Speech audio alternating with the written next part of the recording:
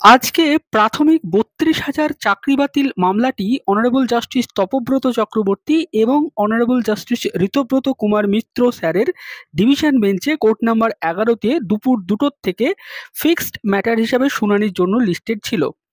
Last শুনানিতে শেষের দিকে ম্যাট ১৩৮৩ অব ২০২৩ এবং ম্যাট ১৪০৯ অব ২০২৩ এর পক্ষ থেকে যে আইনজীবী অ্যাপেলেন্টসদের পক্ষ থেকে সওয়াল করেছিলেন, তিনি মূলত আজকে আবার সওয়াল করতে শুরু করেন এবং তিনি আজকে পুরোটা সওয়াল করেছেন।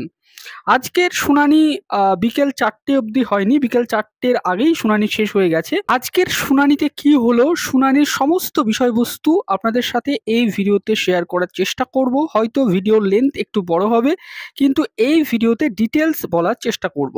আজকের শুনানির প্রথমেই আইনজীবী অ্যাপেলেন্টসদের পক্ষ থেকে যেটা বলতে শুরু করেন সেটা হচ্ছে, তিনি সিঙ্গেল বেঞ্চের যে ইন্টারলোকুটরি যে অর্ডারসগুলো ছিল সেগুলো তিনি প্লেসড করতে চাইছিলেন।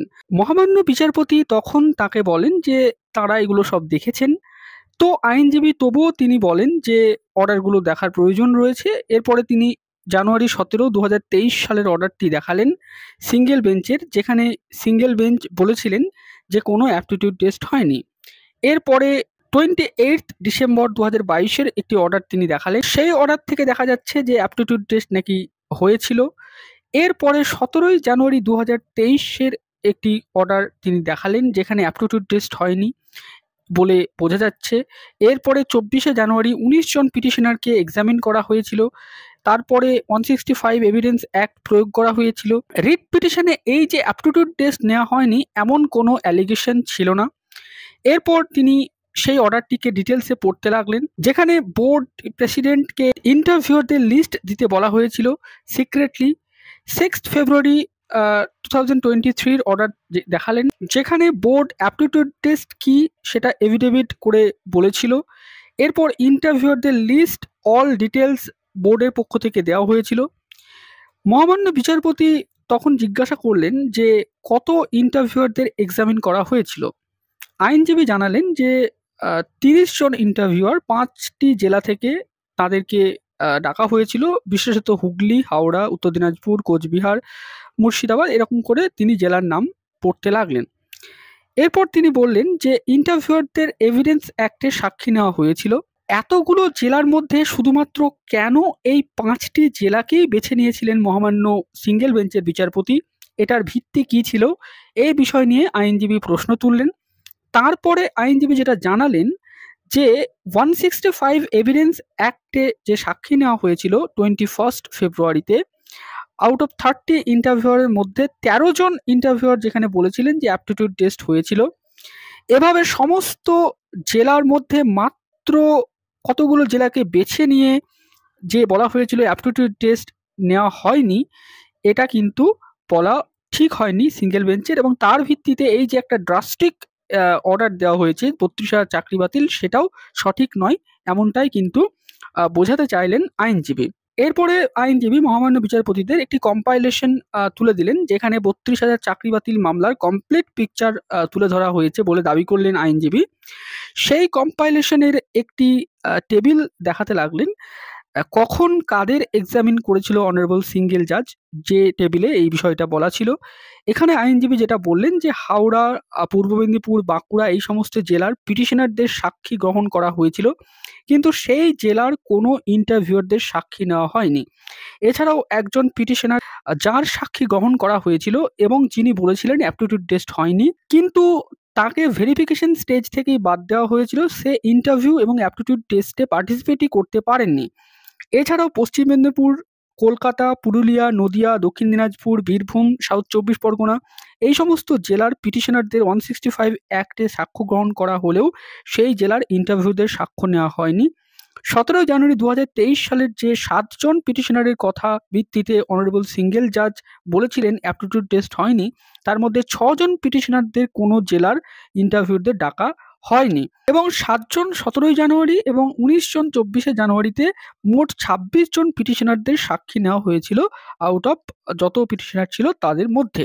এরপরে আইনজীবী যেটা বললেন যে 24শে জানুয়ারি 19 জন পিটিশনারদের যাদের সাক্ষ্য নেওয়া হয়েছিল তাদেরও অনেক জেলার ইন্টারভিউয়ারদের সাক্ষ্য নেওয়া হয়নি। এর ভিত্তিতে অনারেবল সিঙ্গেল জাজ কিভাবে বলতে পারেন যে অ্যাপটিটিউড টেস্ট হয়নি? অর্থাৎ এখানে আইনজীবী যেটা বোঝাতে চাইলেন যে পশ্চিমবঙ্গের সমস্ত জেলার ইন্টারভিউয়ারদের কিন্তু সাক্ষ্য নেওয়া হয়নি 165 এভিডেন্স অ্যাক্টে। অথচ বিভিন্ন জেলার যারা মানে পিটিশনার ছিলেন তাদের সাক্ষ্য নেওয়া হয়েছে, কিন্তু সেই জেলার ইন্টারভিউয়ারদের সাক্ষ্য নেওয়া হয়নি। আইনজীবী এরপরে যেটা বললেন যে ডিপেস্ট রেসপেক্ট নিয়ে তিনি যেটা বলতে চাইছেন যে অনারেবল সিঙ্গেল জাজ একটা প্রি-ডিটারমাইন্ড হয়ে একটি টার্মিনাল ধরেই তিনি এগিয়ে গেছেন এবং 165 এভিডেন্স অ্যাক্ট যেটা সেখানে তিনি প্রয়োগ করেছেন সেটা এই মামলায় পারমিসিবলই নয়।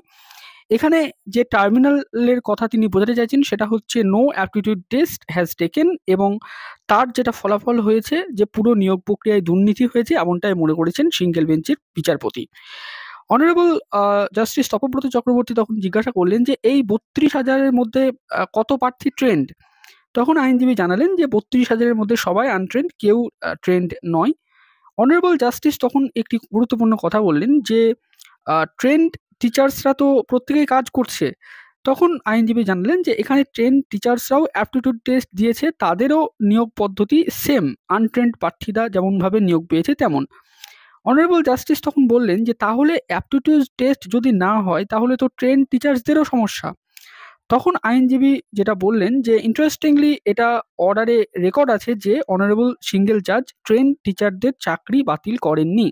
যদিও অ্যাপটিটিউড টেস্টের নম্বরের ওপর ট্রেন টিচাররা নির্ভরশীল নয়, তবুও অ্যাজ অ্যান অফিসিয়াল অফ কোর্টকে অ্যাসিস্ট করার জন্যই এটা আমার বলা প্রয়োজন বলে আইনজীবী বোঝাতে চাইলেন যে ম্যান্ডেটরিলি এটা ছিল যে অ্যাপটিটিউড টেস্টে কিন্তু সবাইকেই পার্টিসিপেট করতে হবে, সে ট্রেন্ড হোক অথবা আনট্রেন্ড হোক।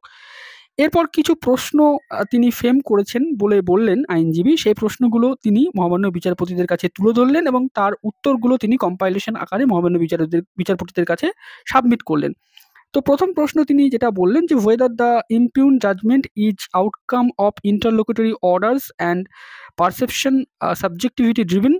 অর্থাৎ এই বিষয়টাতে তিনি যেটা বলতে চাইলেন যে জাজমেন্টটা মহামান্য বিচারপতি দিয়েছেন সেটা কি কোনো পারসেপশন বা সাবজেক্টিভিটি থেকে দেওয়া হয়েছে কি দেওয়া হয়নি। এছাড়াও এই যে রিট পিটিশনে 165 এভিডেন্স অ্যাক্ট প্রয়োগ করা হয়েছে সেটা কি পারমিসিবল নয়। এছাড়াও রিট কোর্ট যে এভিডেন্স কালেক্ট করেছে তার ভিত্তিতে যে 32,000 চাকরি বাতিল করেছে সেই বাতিল করার মানে যায় কি যায় না সেই এভিডেন্সের ভিত্তিতে, এবং প্যানেল পাবলিশ সত্যি করেই হয়েছিল কি হয়নি, এবং এইখানে যে বিভিন্ন বিষয়গুলো রয়েছে যে অ্যাপ্রোচে প্যানেলটা বাতিল হয়েছে সেই অ্যাপ্রোচগুলো সঠিক ছিল কি ছিল না, এবং এই যে ইনকোয়ারিটা করা হয়েছে সেই ইনকোয়ারিটা কি সঠিক ছিল কি ছিল না, এই সমস্ত বিষয়ে তিনি কিছু প্রশ্ন তুলে ধরলেন এবং সেই প্রশ্নের উত্তর দেওয়ার চেষ্টা করতে চাইলেন। তো মহামান্য বিচারপতি তখন আইনজীবীকে বললেন যে আপনি প্যানেল পাবলিকেশনের বিষয়টি নিয়ে বলুন যে এর উত্তরটা কি। আইনজীবী তখন বললেন যে ইটস এ ক্লিয়ার কেস, এটা খুব সহজ ব্যাপার। এরপরে তিনি যেটা জানালেন যে প্রথম একটি রিট ফাইল হয়েছিল মার্চ 2017-তে। অল দ্য অ্যাপয়েন্টমেন্ট 2017 ফেব্রুয়ারি মার্চের মধ্যেই হয়ে গেছিল। এই রিটে স্পেসিফিক যে অ্যাব্রিভিয়েশনটা ছিল সেটা হচ্ছে প্যানেল পাবলিকেশন। তো মহামান্য বিচারপতি তখন বললেন যে আপনি রুল অনুযায়ী বলুন যে প্যানেল পাবলিশড হবে কি হবে না। আইনজীবী তখন বললেন যে রুলগুলো পড়তে লাগলেন আইনজীবী যেটা। এবার মহামান্য বিচারপতি গুরুত্বপূর্ণ কথা বললেন যে তাদের কাছে দুটো ডাউট। প্রথমত যে তারা জানেন না যে অপরপক্ষ কি বলবে। From the overall picture we get, it will be their primary argument that you are wanting to revive a fake process. অর্থাৎ মহামান্য বিচারপতিরা পরিষ্কারভাবে একটা বিষয় বোঝাতে চাইলেন আইনজীবীদের, অ্যাপেলেন্টসদের আইনজীবীদের যে আমরা অপর পক্ষ যারা রেসপন্ডেন্ট তারা কি বলবে সেটা জানি না, কিন্তু তারা তো এটাও বলতে পারে যে আপনারা একটা ফেক প্রসেসকে বাঁচানোর চেষ্টা করছেন, তার জন্য আপনারা সওয়াল করছেন। তো আইনজীবী তখন বললেন যে নো আমরা সেটা করছি না। 2017 সালের ফেব্রুয়ারি মার্চ অবধি স্ক্যাম নিয়ে কোনো অভিযোগ ছিল না। 32,000 চাকরি পাওয়ার পরে অনেক পরে টেট 2014 পাস ফেক সার্টিফিকেট দিয়ে চাকরি পেয়েছে এমন অ্যালিগেশন আসে, সেটাও আবার ট্রেন্ড প্রার্থীদের মধ্য থেকে।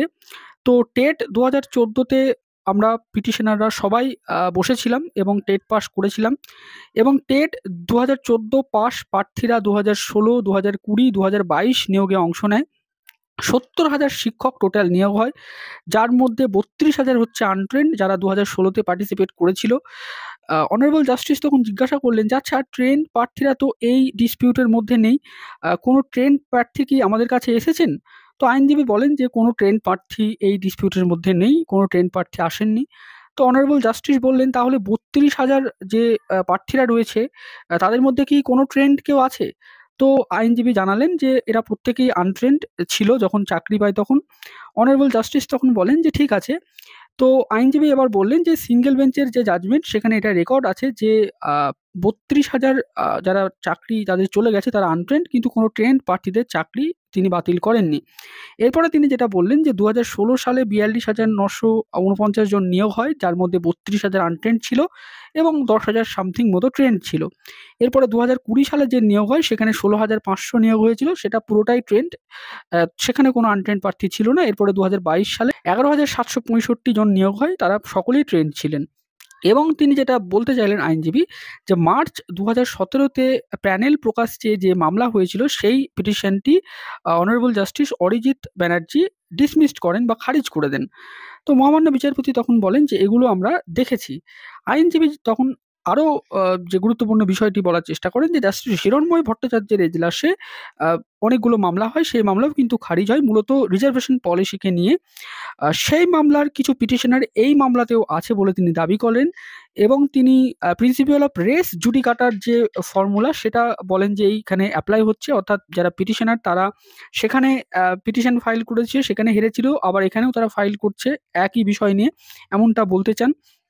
এছাড়াও আইনজীবী যেটা বলেন যে, এই পিটিশন যেটা আ অনারেবল জাস্টিস হিরণময় ভট্টাচার্যের এজলাসে ফাইল হয়েছিল, সেই পিটিশনের বিভিন্ন বিষয় তিনি পড়তে লাগলেন এবং তিনি যেটা বোঝাতে চাইলেন যে, সেই পিটিশন থেকেই এটা বোঝা যাচ্ছে যে ডিপিএসসি ওয়াইজ প্যানেল টাঙানো হয়েছিল এবং যারা মামলা করেছিলেন তারা সেই প্যানেল নিয়েই মূলত মামলা ফাইল করেছিলেন জাস্টিস হিরণময় ভট্টাচার্যের এজলাসে, যে রিজার্ভেশন পলিসি মানা হয়নি। যদিও এই পিটিশনটা আইনজীবী দাবি করেন যে রিজার্ভেশন পলিসি নিয়ে হয়েছিল। যে প্রেয়ার পোরশনটি সেখানে তিনি যেটা পড়তে লাগলেন যে, পিটিশনাররা যেটা দাবি করেছিল যে রিজার্ভেশন পলিসি মেনে যাতে করে নতুন প্যানেল তৈরি করা হয়, মানে প্যানেল পাবলিশড হয়েছিল ডিপিএসসি ওয়াইজ, এটা কিন্তু আইনজীবী বোঝাতে চাইলেন। তো মহামান্য বিচারপতি তখন বললেন যে, under which provision board DPSC wise panel published করেছিল। আইনজীবী তখন রিজার্ভেশন পলিসিটা নিয়ে বলতে চাইলেন, যে রিজার্ভেশন পলিসির যে বিষয়টা, সেইটা সিঙ্গেল বেঞ্চের জাজমেন্টে আসা উচিত ছিল না। যেহেতু সেই নিয়ে মামলা honourable justice Hiranmoy Bhattacharya already খারিজ করে দিয়েছিলেন। তবুও কিন্তু আ রিজার্ভেশন পলিসি নিয়ে কিন্তু অনারেবল সিঙ্গেল জাজ কিন্তু তার অর্ডারে বলেছেন বলে কিন্তু তিনি প্যারাগ্রাফ 15 অর্ডারে দেখালেন সেটা। তো অনারেবল জাস্টিস বললেন যে, "কিন্তু এই জাজমেন্টটা তো রিজার্ভেশনের জন্য আ সকলের চাকরি বাতিল হয়নি। এখানে তো আরো অন্যান্য গ্রাউন্ড ছিল।" তো অনারেবল জাস্টিসের এই প্রশ্নে তখন আইনজীবী বললেন যে, "মিক্সড ব্যাক জাজমেন্ট এটা একটা। এখানে যত অভিযোগ ২০১৪ টেট নিয়ে, তাহলে ২০১৬ নিয়োগ বাতিল করে আবার ২০১৪ টেট পাস প্রার্থীদেরকে নিয়োগ প্রক্রিয়াতে অংশগ্রহণ করার নির্দেশ কেন দিলেন মহামান্য সিঙ্গেল বেঞ্চের বিচারপতি? যদি ২০১৪ টেট যদি তার মনে হতো যে সেটা ভুল, তার মানে এটা বোঝা যাচ্ছে যে ২০১৪ টেটে কোনো করাপশন হয়নি, কোনো স্ক্যাম হয়নি।" তো অনারেবল জাস্টিস তখন বললেন যে, "আপনি ঠিক কি বলতে চাইছেন?" তো আইনজীবী তখন বললেন যে, "পিটিশনাররা টেট ২০১৪ নিয়ে স্ক্যাম এর অভিযোগ করেছে। অনারেবল সিঙ্গেল বেঞ্চের জাজমেন্টেও কিন্তু এই স্ক্যামের ব্যাপারটা নিয়ে আলোচনা হয়েছে যে করাপশন হলে কোর্ট চোখ বন্ধ করে থাকবে না। অভিযোগ যখন টেট ২০১৪ নিয়ে রেস্ট্রিক্টেড, তখন আ ডিরেকশন পার্টে অনারেবল সিঙ্গেল জাজ ২০১৬ সবার চাকরি, মানে বিশেষ করে যারা ট্রেন্ড প্রার্থী নয়, আনট্রেন্ড প্রার্থী ৩২,০০০, তাদের চাকরি বাতিল করে ২০১৪ টেট পাস প্রার্থীদেরকে আবার নতুন সিলেকশন প্রসেসে পার্টিসিপেট করতে কেন তিনি দিচ্ছেন বা দিয়েছেন? তাদেরকে কেন বাধা দেননি তাহলে? যদি স্ক্যাম হয়ে থাকে, তার কারণ স্ক্যামের অভিযোগ তো টেট ২০১৪ নিয়ে। তার মানে এটা প্রমাণ করে যে টেট ২০১৪ স্ক্যাম এস্টাবলিশড নয় ফ্যাক্ট দ্বারা। তার জন্যই অনারেবল সিঙ্গেল জাজ কি করেছেন, যারা ২০১৪ টেট পাস তাদেরকে আবার নতুন করে সিলেকশন প্রসেসে পার্টিসিপেট করার সুযোগ দিয়েছেন। তো এক্ষেত্রে আইনজীবী এটাই বললেন যে, অনারেবল সিঙ্গেল জাজ ২০১৬ ৩২,০০০ চাকরি বাতিল করে আবার ২০১৪ টেট পাস প্রার্থীদেরকেই বসতে দিচ্ছেন। তাহলে যদি স্ক্যাম বা করাপশন এগুলো হয়েই থাকে ২০১৪ টেটে, তাহলে টেন্টেড এবং আনটেন্টেড ক্যান্ডিডেটের মধ্যে পার্থক্য হলো কোথায় যদি 2014 টেটে দুর্নীতি হয়ে থাকে? এই 32,000 প্রার্থী যারা চাকরি পেয়েছেন তারা কেউই টেন্টেড প্রার্থী নয়, তাদের বিরুদ্ধে কোনো অভিযোগ নেই। স্ক্যামের অভিযোগ যত 2017 পরবর্তী নিয়োগ নিয়ে, মানে 2014 টেট পাস করে 2016 যে নিয়োগ হয়েছে 2017 সালের ফেব্রুয়ারি মার্চে, সেই নিয়োগ প্রক্রিয়া যেটা শেষ হয়ে গেছে, তারপরে যা নিয়োগ হয়েছে সেই বিষয়গুলো নিয়ে স্ক্যামের অভিযোগ বলে আইনজীবী দাবি করেন, এবং তিনি যেটা বলেন যে তাদের বিরুদ্ধে কোনো অভিযোগ নেই। কেউ তাদের বিরুদ্ধে কোনো অ্যালিগেশন এস্টাবলিশ করতে পারেনি। পর্ষদ সভাপতি জেলে গেছেন, তা নিয়ে তাদের কিছু বলার নেই। ৩০০ মতো প্রার্থীর বিরুদ্ধে কিছু অভিযোগ রয়েছে। তারা 2017 পর নিয়োগ পেয়েছেন। তো তাদের সাথে তাদের কোনো সম্পর্ক নেই। প্যানেল পাবলিকেশন নিয়ে সিঙ্গেল জাজের একটি অর্ডার দেখালেন, যেখানে সিঙ্গেল জাজ বলছেন যে প্যানেল পাবলিকেশনের কোনো প্রভিশনই নেই। এরপর রুল 12 ডেফিনেশন অফ প্যানেল নিয়ে আইনজীবী বললেন যে পাবলিকেশনের কোনো বিষয়টাই ছিল না, প্যানেলটা পাবলিকেশন করার জন্য কোনো এক্সাক্ট কোনো প্রভিশন ছিল না।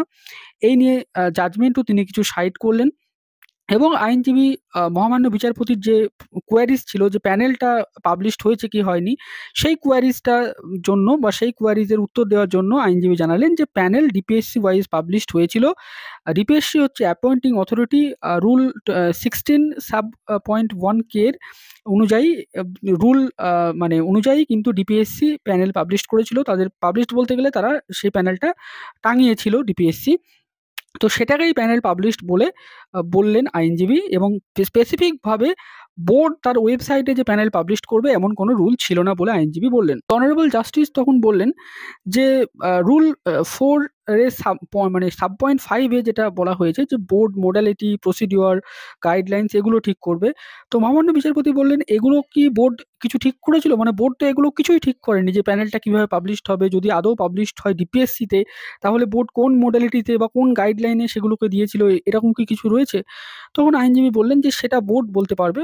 বিচারপতিও তখন বললেন যে ঠিক আছে, তাহলে সেটা বোর্ডের কাছে আমরা জানবো। তো এখানে লয়ার বা আইনজীবী যেটা বলতে চাইলেন যে বোর্ড প্যানেল অ্যাপ্রুভ করার পরে অ্যাজ এন অ্যাপয়েন্টিং অথরিটি মানে ডিপিএসসি কিন্তু রুল অনুযায়ী প্যানেলটা পাবলিশড করেছিল বা টাঙিয়েছিল, পেস্ট করেছিল। তো এতটুকু বলার পরে আজকের শুনানি মোটামুটি শেষ হলো।